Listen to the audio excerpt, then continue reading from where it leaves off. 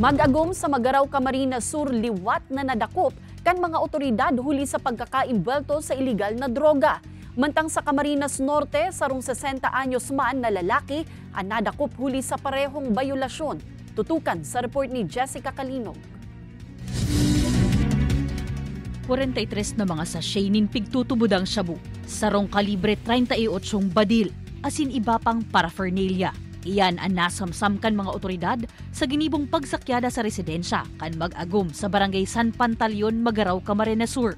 Ginibo ang operasyon sa lindong kan mandamiento de Riquisa.